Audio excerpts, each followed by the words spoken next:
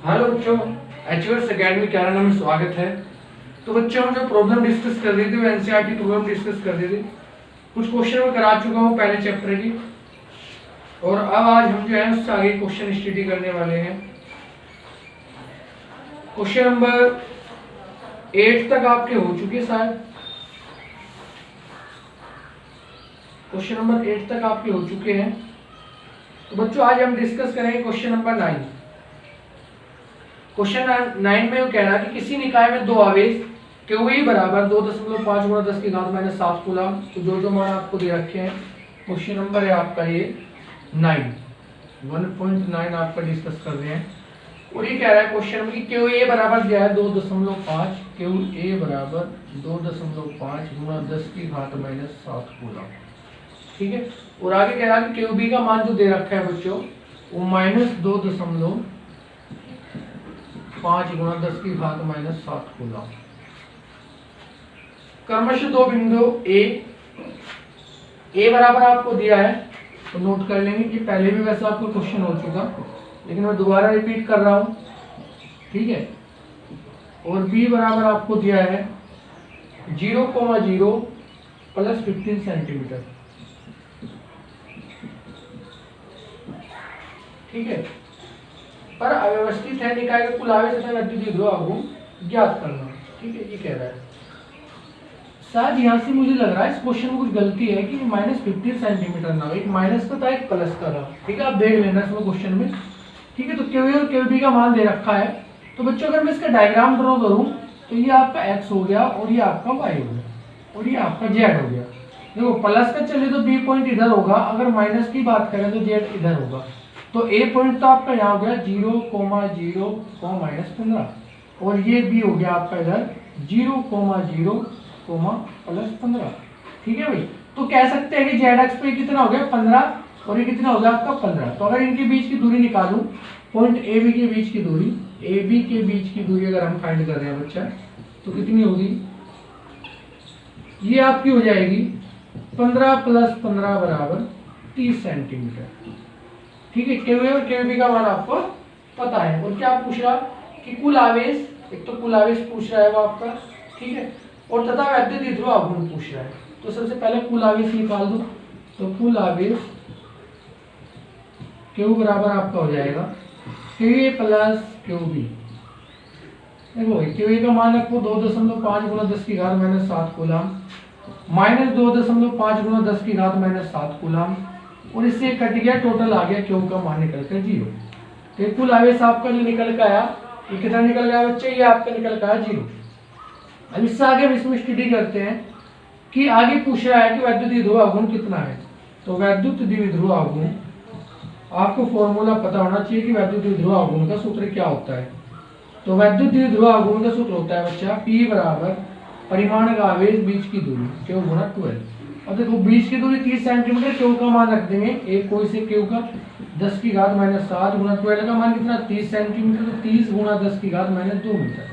Multiply करेंगे 25 या 75, 25 से कितना है 75 गुणा 10 की घात माइनस 9 या 7.5 गुणा 10 की घात माइनस 8। और मात्रा क्या होता है? Coulomb metre. ठीक है भाई।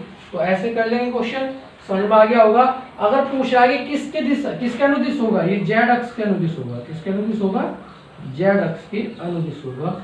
उम्मीद है क्वेश्चन आपको समझ में आया होगा, क्लियर हो गया होगा। इजी सा क्वेश्चन था, थोड़ा सा बस क्वेश्चन को घुमा के दे रखा था। क्लियर है बच्चा? इसके आगे बढ़ते हैं, क्वेश्चन नंबर 10 पे चलते हैं। ये नोट कर लेंगे।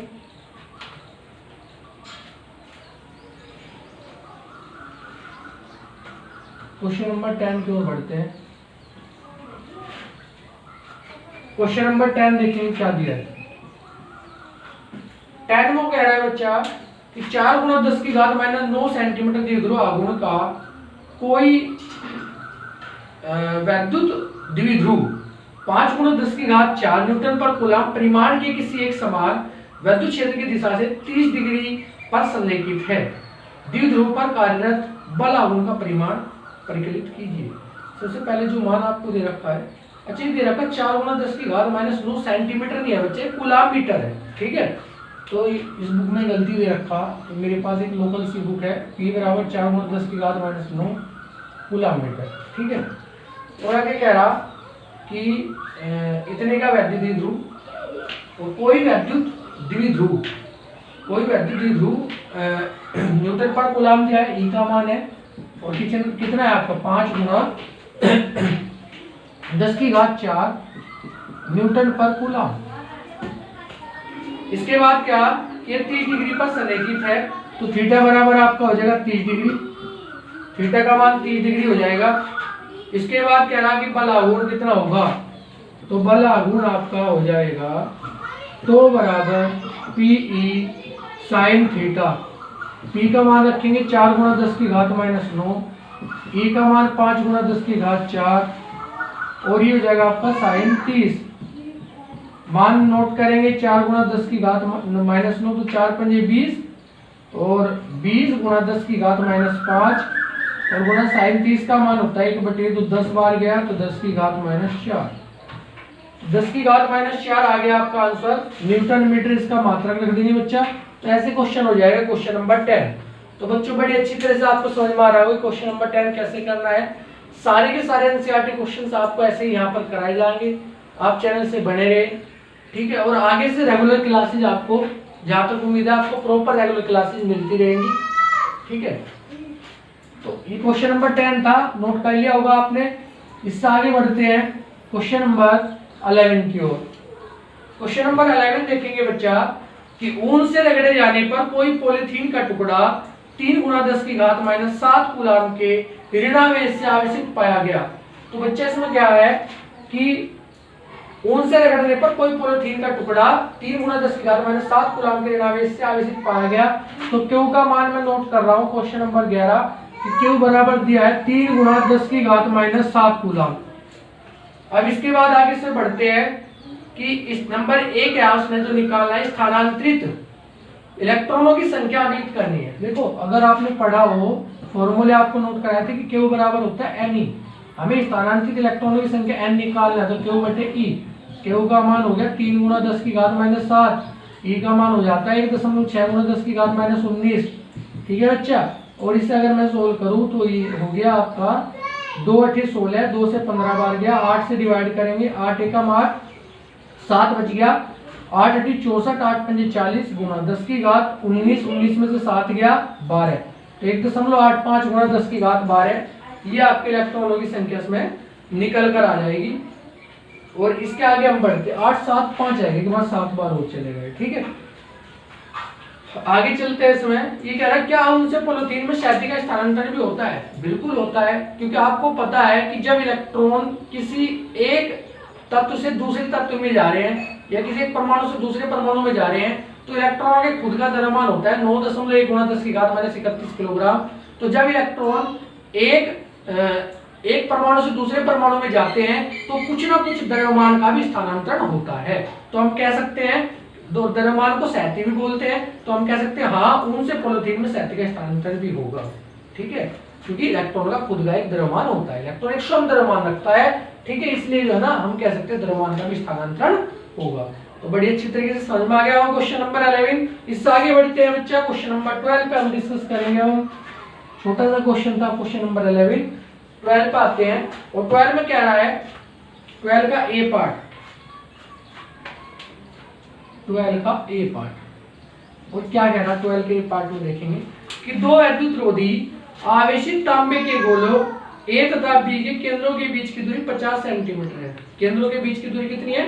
50 सेंटीमीटर है बच्चा। तो आर बराबर दे दिया आपको भाई 50 सेंटीमीटर। ठीक है भाई, 50 सेंटीमीटर दे दिया, तो इसे चेंज कर लेंगे, सेंटीमीटर को एकदम से मीटर में चेंज कर लो, 10⁻², कोई दिक्कत नहीं है।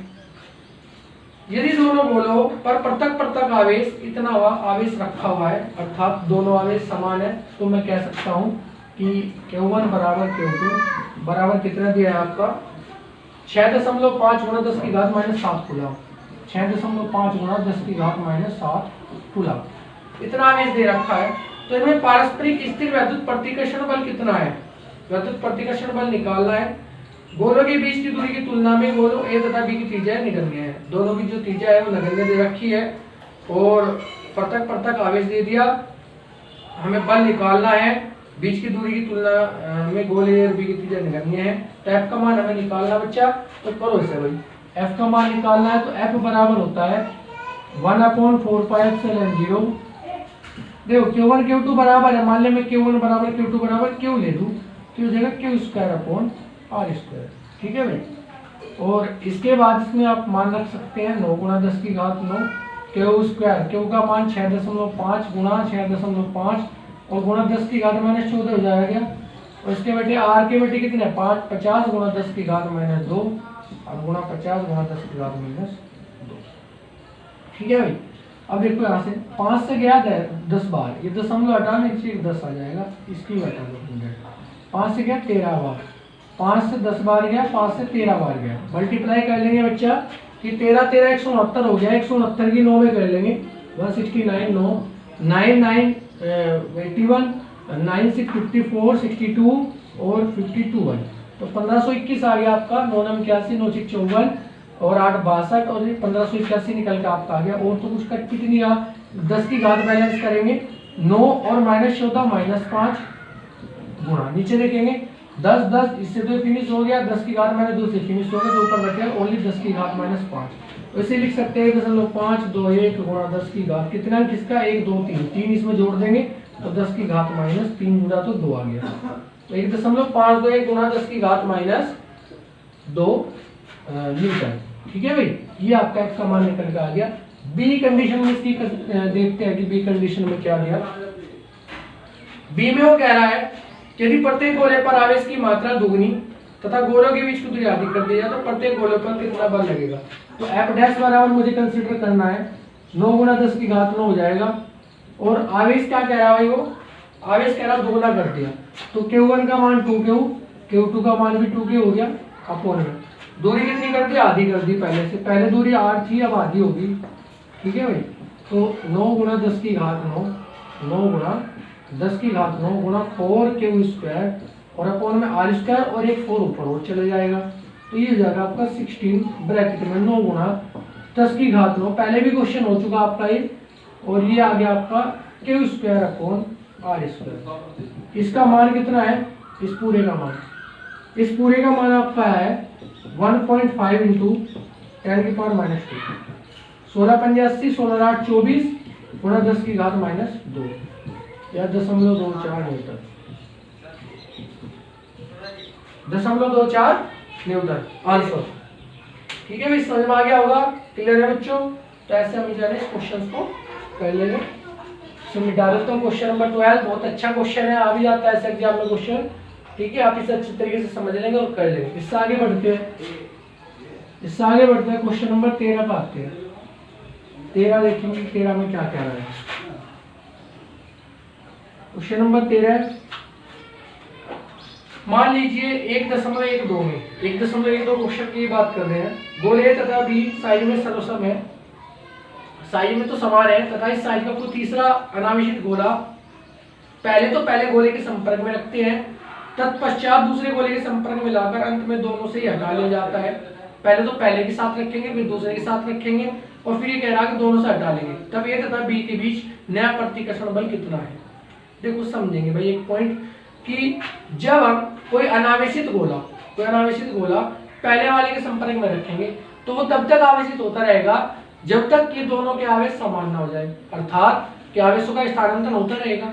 ठीक है, और कितना कितना आवेश हो जाएगा, अगर उसके पास 10 माइक्रोकूलम है तो 5 माइक्रोकूलम उसके पास पहुंच जाएगा और 5 उसके पास रह जाएगा। बात समझ में रहेगा, 10 ही, ऐसा तो है नहीं 11 12 हो जाएगा या 8 9 हो जाएगा, वो रहना 5 माइक्रोकूलम 10 माइक्रोकूलम ही है, तो 5 माइक्रोकूलम तो जो अनावेशित वस्तु है उसके पास पहुंच जाएगा, और 5 माइक्रोकूलम जो आपकी आवेशित वस्तु है उसके पास पहुंच जाएगा। ठीक है, तो करना क्या है इसमें कि जब आप पहले वस्तु के साथ संपर्क में रखेंगे, पहले तो उसमें देखो, और फिर दूसरी वस्तु के साथ संपर्क में रखेंगे। ठीक है, तो हमने मान लिया कि ए और बी के बीच हम क्या कर रहे हैं कि ए और बी के बीच हम सी आकार का कोई गोला रख रहे हैं। भाई ए और बी आपकी जो है ना कोई दो आवेशित गोले हैं, और इसके संपर्क में कोई, ये तो आवेशित है, ये सी हो गया, ये अनावेशित है। ये कैसा है, अनावेशित। तो ये इसके साथ संपर्क में रखेंगे और फिर इसके साथ संपर्क में रखेंगे। सबसे पहले कि जब हम इसे इसके साथ संपर्क में रखते हैं, ए के साथ संपर्क में रखते हैं, ठीक है, ए के संपर्क में रखने के बाद का आवेश देखेंगे कितना होगा, के बाद का आवेश तो कितना हो जाएगा भाई, ये देखेंगे क्यू ए डैश, भाई पहले क्यू ए डैश रह गया, या क्यू सी डैश बराबर Q A plus Q C बटे 2। तो क्यू ए का मान कितना है बच्चा, मान लिया क्यू ए का मान कितना है, इसका आवेश क्यू है, इसका आवेश कितना है क्यू है, क्यू सी का आवेश कितना है, इसका आवेश 0 है, ये क्यू ए का मान तो बराबर क्यू है, इसका मान कितना है 0, तो क्यू प्लस 0 बटे 2 बराबर कितना, क्यू बटे 2। मैंने बताया ना आपको अभी कि भाई 10 माइक्रोकूलम अगर इसके पास आवेश है तो 5 इधर चला जाएगा, 5 इसके पास रह जाएगा। वही हुआ क्या कि क्यू आवेश थे, क्यू में से जो है ना आधा आवेश इसके पास पहुंचे Q/2, तो Q/2 इसके पास रह गया। ठीक है, अब आगे हम करते हैं कि B के संपर्क में C को B के संपर्क में रखकर हटाने पर, जैसे हटाएंगे तो क्या हो जाएगा, QB डैश बराबर QC डबल डैश देखो अब कितना, इसके पास आवेश कितना है Q है, QB बराबर भी Q, दोनों समान आवेश थे। अब इसके पास कितना आवेश हो गया, जो C को आप यहाँ से हटा के लिखेंगे कितना आवेश हो गया इसके पास Q/2, अब इसके पास आवेश है Q/2। ठीक है, तो Q/2 को किसके संपर्क में रखेंगे, Q प्लस Q/2 अपॉन में 2, तो 2Q 3Q/2, 2 दूनी 4, ये आ गया 3Q/4। अब आवेश कितना हो गया, 3Q/4 हो गया। समझ में आया क्वेश्चन भाई, दोबारा समझ लेंगे कि एक अनावेशित वस्तु C हम A के संपर्क में रख रहे हैं, A के पास जो आवेश है Q है, C के पास आवेश 0 है। तो जैसे आप दोनों को संपर्क में रखते हैं तो संपर्क में रखने के बाद जो परिणामी आवेश आपका संपर्क में रखने के बाद की बात है, रख दिया और हटा लिया। तो मैंने बता दी जैसे आप संपर्क में रखोगे तो तब तक आवेशों का स्थानांतरण होता रहेगा जब तक कि आधे ना स्थानांतरित हो जाएगा। ठीक है, इसके पास 0 है, इसके पास Q है, तो 0 प्लस Q/2 तो Q/2 हो जाएगा। ठीक है, तो QC का मान अब Q/2 हो गया। अब इसे हम संपर्क में रखेंगे B के, जैसे आप B के संपर्क में करेंगे फिर वही आधा होना है कि इन दोनों के आवेश को आधा स्थानांतरित होगा। भाई एक के पास 3 एक के पास 5, तो 5 3 8 2 8 बटे 2 4 माइक्रोकूलम दोनों के पास रह जाएगा, सिंपल सी बात है। ठीक है, तो यहाँ भी ऐसे Q प्लस Q/2 करेंगे हम, तो QC डबल डैश का मान निकल के आ गया। अब हमें निकालना क्या है, ये कह रहा है कि इनके बीच नया प्रतिकर्षण बल ज्ञात करना है, तो लिखेंगे कि नया प्रतिकर्षण बल। बड़ा अच्छा क्वेश्चन है बच्चा, बहुत बढ़िया क्वेश्चन है, नीट वगैरह एग्जाम के लिए बहुत ज्यादा इंपॉर्टेंट है, यूपी बोर्ड में भी आप कह सकता है। ठीक है, अच्छी तरीके से समझेंगे। F बराबर 1/4πε0 इंटू, अब कितना था पहले QA डैश और मल्टीप्लाई QB डैश बटे r², मान रखेंगे यहाँ से 1/4πε0 कितना मान है 9 × 10⁹। QA डैश का मान देखो कितना है Q/2 और QB डैश का मान कितना है 3Q/4। R का मान कितना है बच्चा, R का मान r² ही ले लो, अभी आगे कर लेंगे इसे 9 × 10⁹। ठीक है, और गुणा तो यहाँ कितना हो गया 3Q² 3/8 हो गया एक तरह से, ये 3/8 गुणा Q² अपॉन r²। Q का मान रखेंगे कितना था ऊपर के क्वेश्चन में, Q का मान 6.5 गुणा 10⁻⁷, और इसका स्क्वायर है तो 6.5 गुणा 10⁻⁷, और अपॉन में आ गया कितना r²। R का मान कितना है भाई आपका 0.5 है, 50 गुणा 10⁻², और 50 गुणा 10⁻²। या फिर एक और काम हो सकता था इसमें कि देखो 3/8 और गुणा ब्रैकेट में क्या बच गया पहले वाला f, तो 3/8 जो पहले वाला f है वो कितना था 0.24 था, कितना था पहले वाला 0.24, 1.5 गुणा 10⁻² था। ये तो आप अगर क्वेश्चन अलग से आता है तो निकालना पड़ेगा, नहीं तो पहले से हम इसे यूज कर सकते हैं। इसे आप सोल्व करोगे तो इतना आ जाएगा आपका। ठीक है, इसे सोल्व करोगे और इसमें 15 क्या 45, ये हो गया आपका 4.5 बटे 8 गुणा 10⁻², भाग देंगे 8 × 48, 8 × 40, 8 × 40, 40 5 इधर 8 × 48, 2 8 2 16, इतना ही रहने दो गुणा 10⁻²। ठीक है भाई, और जब आपने इसे भाग दिया तो 5.6 ले लो, और गुणा 10 की घात कितनी हो जाएगी आपकी, इधर किसका -3 न्यूटन। तो 5.6 गुणा 10 की घात -3 न्यूटन आपका उत्तर आ जाएगा। कहीं 5.7 भी दे रखा होगा, क्योंकि आगे अगर 6 से ज़्यादा चल रही है, 5 से ज़्यादा है वैल्यू, तो 6 का मान पूरा हो जाएगा, 7 हो जाएगा। ठीक है, तो 5.6 × 10⁻³ न्यूटन आपका आंसर होगा। समझ में आ गया होगा क्वेश्चन, बड़ा अच्छा क्वेश्चन है, इजीली तरीके से मैंने समझाया इसे, आप कर लेंगे इसे। ठीक है, इसे अच्छी तरीके से आप कर लेंगे बच्चा।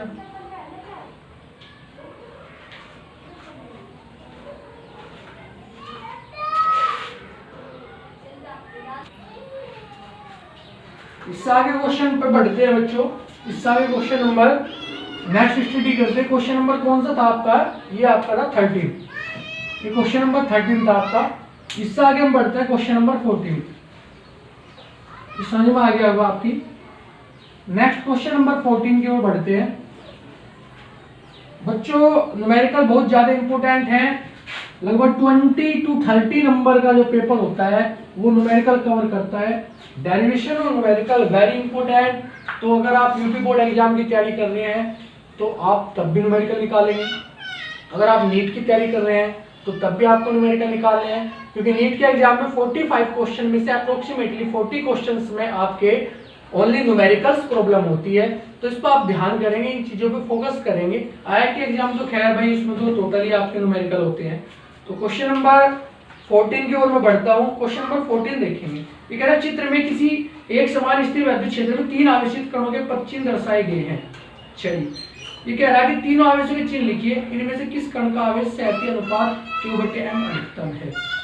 देखो आवेश दिखा रखे इसमें कि भाई एक धनावेश है ऊपर, ऐसे एक धनावेश दे दिया है। मैं डायग्राम तैयार कर रहा हूँ, क्वेश्चन नंबर में डाल दूं, ये याद नहीं रहता फिर। क्वेश्चन नंबर 14 है आपका, ठीक है।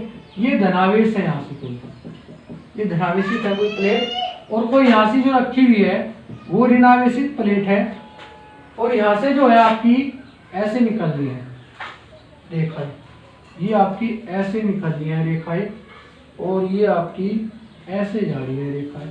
बस समझ में आ गई।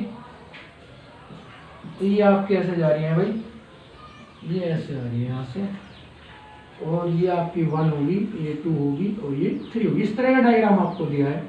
उसमें पूछ रहा है कि 3 आवेशित कण के 5 चिन्ह दर्शाए गए हैं, तीनों आवेशों के चिन्ह लिखे। तीनों आवेशों के चिन्ह लिखने हमें तो सबसे पहले कि पहला और दूसरा कैसे होंगे, क्योंकि भिन्न प्रकार के आवेश एक दूसरे को आकर्षित करते हैं। भाई ये दोनों प्लस की ओर जा रहे हैं, तो दोनों कैसे होंगे, ऋणावेशित। तो 1 और 2 तो क्या होंगे आपके, 1 व 2 तो हो जाएंगे आपकी ऋणावेशित, क्योंकि ये धनावेशित की ओर आकर्षित हो रहे हैं, ये तो हो जाएंगे आपकी ऋणावेशित। बात समझ में आई। नंबर 3 में चलते हैं। 3 माइनस की ओर जा रहा है, तो नंबर 3 क्या हो जाएगा आपका, वो हो जाएगा आपका धनावेशित। तो क्या हो जाएगा आपका धनावेशित। चलो चिन्ह तो हमने प्रदर्शित कर दिए। ये पूछ रहा है कि इनमें E/m का जो है, इनमें से किस कण का आवेश सहतीय अनुपात अधिकतम है। तो इस प्रकार इसका आवेश द्रव्यमान अनुपात अधिकतम है, क्योंकि विपतन E/m के समानुपाती होता है। देखो जो विपतन हो रहा है, जो मुड़ रहे हैं, वो किसके समानुपाती होता है, E/m के। तो कण 3 सर्वाधिक पद से हट रहा है, जो सा सबसे ज्यादा पद से हटेगा उसका भी E/m जो है अधिकतम होगा। तो E/m किसका अधिकतम होगा, इसका, जिसमें अधिकतम होगा, जिसमें विपतन ज्यादा होगा, जो ज्यादा बैंड हो रहा होगा, वो क्या होगा आपका, उसका E/m अधिक होता है। ये पॉइंट हमेशा याद रखना, ठीक है। ये आप समझ गए, लेके चलना, ये आपका क्लियर हो गया होगा, ठीक है। इससे आगे बढ़ते हैं बच्चा। इससे आगे चलते हैं क्वेश्चन नंबर 15 पे। ये समझ में आ गया होगा। क्वेश्चन नंबर 14 इजी सा क्वेश्चन था। क्वेश्चन नंबर 15 की ओर हम बढ़ते हैं। क्वेश्चन नंबर 15 देखेंगे क्या दिया है। 15 में कह रहा है एक समान वैद्युत क्षेत्र कैपिटल E बराबर 3 × 10⁻³ I न्यूटन पर कूलम। E का मान नोट कर लेंगे, 3 × 10⁻³ I न्यूटन पर कूलम आपको दे रखा E का मान। इसके बाद वो कह रहा पर विचार करना है। ये कह रहा नंबर 1, इस क्षेत्र का 10 सेंटीमीटर भुजा के वर्ग के उस पार्श्व पथ जिसका तल YZ के तल के समांतर गुजरने वाला फ्लक्स क्या होगा। हमें जो है ना वर्ग से गुजरने वाला फ्लक्स निकालना है। तो नंबर 1 में ले लो, फाई बराबर होता है आपको E/d है। भाई फाई बराबर E.d होता है, ये E वेक्टर लेना आप इसे, ठीक है, क्योंकि सदिश रूप में दे रखा है। YZ के समांतर x अक्ष के अनुदिश चलेगा आपका, ठीक है। तो ये कैसे हो जाएगा भाई आपका, देखो इसमें भुजा दे रखी कितनी, 10 सेंटीमीटर, और 10 सेंटीमीटर भुजा दी है। मान लिया मैंने क्या दिया, कि डी ए का मान मुझे निकालना है, तो भुजा की घात 2 ए की घात 2, तो 10 सेंटीमीटर दिया है, तो 10 की घात माइनस 1 का स्क्वायर हो जाएगा, क्योंकि भाई 10 गुणा 10 की घात माइनस 2 मीटर में चेंज करना है ना हमें, ठीक है। ए का मान तो कितना हो जाएगा 10 की घात माइनस 1, तो 10 की घात माइनस 1 हो जाएगा आपका, तो 10 की घात माइनस 2। अगर मैं डी ए वेक्टर निकाल रहा हूँ तो ये वाई जेड तल के समांतर है, तो एक्स अक्ष के अनुदेश है, इसलिए मैंने क्या लिया आई ले लिया, ठीक है। इसके बाद फाई बराबर ई का मान रखेंगे 3 गुणा 10 की घात 3 आई, ठीक है भाई, और डॉट 10 की घात माइनस 2 तो आई की आई में हो रही है, आई तो 1 हो गया, सिंपल सी बात, इसकी मल्टीप्लाई में करो तो 3 गुणा 30, तो 30 आपका जो क्या निकल के आ गया, ये विद्युत फ्लक्स निकल के आ गया, मात्रक होता है न्यूटन मीटर स्क्वायर पर कूलम, ठीक है भाई। ये विद्युत फ्लक्स निकल के आ गई कब, जब आपका वाई जेड तल के समांतर है, ठीक है, वर्ग कोई रखा हुआ है वाई जेड तल के समांतर, तो उससे निकलने वाला फ्लक्स है। आगे क्या कह रहा है, आगे देखेंगे ध्यान से, इसी वर्ग से गुजरने वाला फ्लक्स कितना है, यदि इसके तल का अभिलंब एक्स एक्सिस से 60 डिग्री कोण बनाता है, ठीक है। तो अब की बात थीटा बराबर 60 डिग्री दे दिया, और तो पूछ रहा है कि इससे गुजरने वाला विद्युत फ्लक्स कितना है, तो फाई बराबर पहले की तरह E vector dot D A vector, यह बराबर E D A cos theta, ठीक है भाई, ये फॉर्मूला लग जाएगा। ई का मान रखो यहाँ से, ई का मान कितना 3 गुणा 10 की घात 3, 3 गुणा 10 की घात 3 गुणा डी ए का मान कितना था आपका, पहले की तरह 10 की घात माइनस 2 ले देंगे, और कोस 60 डिग्री, ठीक है भाई, तो 3 ये कितना आ गया 30 गुणा कोस 60 का मान कितना होता है 1/2, 2 से कट गया, कितना आ गया 15 न्यूटन मीटर स्क्वायर पर कूलम। बात समझ में आई भाई, ऐसे कंसीडर कर लेंगे आप। ये आपका सेकंड पार्ट कवर होता है क्वेश्चन नंबर 15 का। उम्मीद है आपको समझ में आ गया होगा। आगे बढ़ते हैं, ये आगे कह रहा है क्वेश्चन नंबर 15 से जुड़ा हुआ क्वेश्चन है। ये कह रहा है प्रश्न 1.5 के एक समान विद्युत क्षेत्र का 20 सेंटीमीटर हो जाए किसी घन से, जो कितना नेट फ्लक्स गुजरेगा, जो इस प्रकार अभिविन्यासित है कि उसके फलक निर्देशांक तलों के समांतर कितना नेट फ्लक्स गुजरेगा। अगर फलक तलों के समांतर है तो आपका थीटा का मान कितना हो जाएगा, 0 होता है, क्योंकि घर में प्रवेश करने वाली रेखाओं की संख्या घन से बाहर जाने वाली रेखाओं की संख्या के समान होगी। अगर मान लिया कोई घन है आपका, ये घन है, ठीक है, तो जितने यहाँ से जा रही होंगी, जितनी यहाँ से आ रही होंगी, ये आ रही है, इतनी यहाँ से गुजर रही होंगी, तो आने वाली और जो जाने वाली उनकी संख्या बराबर होगी। अगर परिणाम निकाले तो कितना हो जाएगा आपका विद्युत फ्लक्स 0 हो जाएगा। बड़ा इजी सा क्वेश्चन था, ठीक है, टेंशन लेने की जरूरत नहीं है इसमें। तो क्वेश्चन नंबर 16 आपका समझ में आ गया होगा बच्चा। अब इससे आगे बढ़ते हैं, 15 और 16 कवर कराया मैंने इसमें। 16 में क्या लिखना है कि 0 होगा, क्योंकि आने वाला फ्लक्स और जाने वाला फ्लक्स जो आपस में समान होते हैं, दिशा विपरीत विपरीत होती है, इसलिए परिणामी विद्युत फ्लक्स बराबर 0। क्वेश्चन नंबर 17 को रूप करेंगे हम, क्वेश्चन नंबर 17 पढ़ेंगे, ठीक है।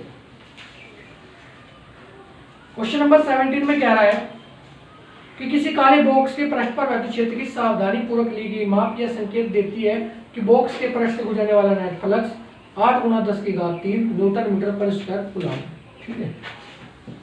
तो फाई बराबर हो गया आपका